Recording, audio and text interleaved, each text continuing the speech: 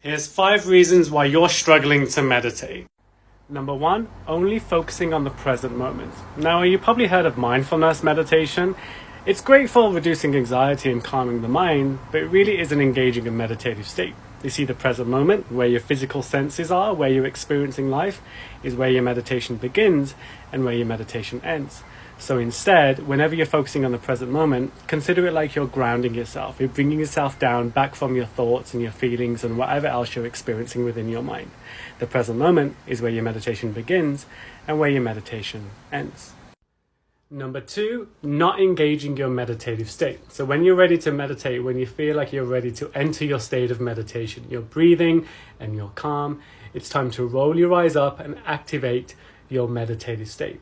Think of your third eye or the mind's eye as operating like this, focusing out into life. When you roll your eyes up, you're indicating to that bigger, central, integral part of your inner self to look up and out of the crown, to move into a higher state of being.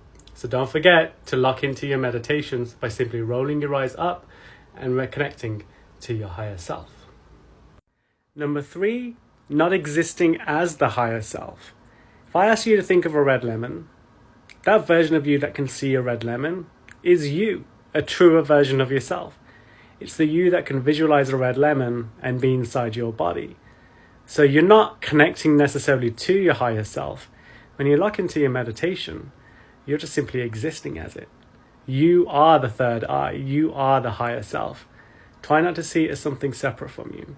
You're it. It is you. That's where your meditation begins.